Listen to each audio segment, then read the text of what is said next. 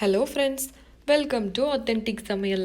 இன்றைக்கி நம்ம சேனலில் கொஞ்சம் கூட எண்ணெய் சேர்க்காம சாஃப்டான நல்ல பஃபியான சப்பாத்தி எப்படி பண்ணுறதுன்னு பார்க்க போகிறோம்.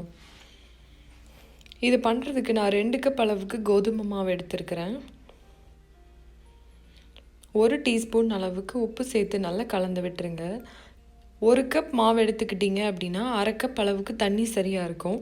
நான் 2 கப் எடுத்துருக்கிறதுனால 1 கப் தண்ணி ஊற்றிருக்கிறேன்.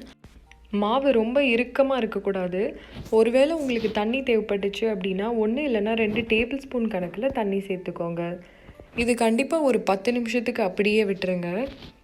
இப்போ ஒரு பால் சைஸ் எடுத்துகிட்டு இதை நம்ம விரிச்சிடலாம். மாவு கொஞ்சமாக சேர்த்து ரவுண்டாக உங்களுக்கு எப்படி தேவையோ அந்த மாதிரி விரிச்சுக்கோங்க. ரொம்ப திக்காகவும் இருக்கக்கூடாது, ரொம்ப தின்னாகவும் இருக்கக்கூடாது. இந்த அளவுக்கு இருக்கணும். தின்னாக போட்டிங்க அப்படின்னா நல்ல பஃபியாக வராது. கல் நல்ல சூடாக இருக்கும்போது தான் நம்ம சப்பாத்தியை போடணும். இந்த மாதிரி தேய்ச்சி விட்டுக்கோங்க, அப்போ தான் அடியில் ஒட்டாது. இந்த மாதிரி லைட்டாக பபிள்ஸ் வந்ததுக்கப்புறமா நம்ம திருப்பி போடணும். இப்போ திருப்பி போட்டதுக்கப்புறமும் இந்த மாதிரி லைட்டாக பபிள்ஸ் வந்ததுக்கப்புறமா இன்னொரு தடவை திருப்பி போட்டுருங்க.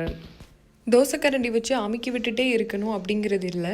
அப்படி பண்ணிங்க அப்படின்னா ரொம்ப கவனமாக பண்ணுங்கள். ஓட்டை விழுந்துருச்சு அப்படின்னா இந்த மாதிரி பஃபியாக வராது. டிஷ்யூ பேப்பர் கூட வச்சு பண்ணலாம். பாருங்கள், ரொம்ப பஃபியாக சூப்பராக வந்திருக்கு. இப்போ நம்ம லேயர் சப்பாத்தி எப்படி பண்ணுறதுன்னு பார்க்கலாம். அதே மாதிரி பால் சைஸ் எடுத்து நல்லா ஜென்டிலாக ரோல் பண்ணிக்கோங்க. இந்த மாதிரி இதை முக்கோணமாக மடிச்சுட்டு அதுக்கப்புறமா இதை விரிச்சிக்கலாம். இந்த மெத்தடை நீங்கள் ஃபாலோ பண்ணி சப்பாத்தி போட்டிங்க அப்படின்னா ட்ராவல்க்கும் ரொம்ப அது சூட் ஆகும். காலையில் போட்டால் கூட ராத்திரி வரைக்கும் அதே சாஃப்ட்னஸோடு இருக்கும். இப்போ இதையும் கல் நல்ல சூடாக இருக்கும்போது தான் நீங்கள் போடணும். போட்டுட்டு இந்த மாதிரி தேய்ச்சி விட்டுக்கோங்க. நல்ல லைட்டாக பபிள்ஸ் வருது. இப்போ இதை திருப்பி போட்டுடலாம். பாருங்கள், மறுபடியும் நல்ல பபிள்ஸ் வருது. இன்னொரு தடவை திருப்பி போட்டுருங்க. இப்போ இது எவ்வளோ அழகாக பஃப் ஆகுதுன்னு பாருங்கள்.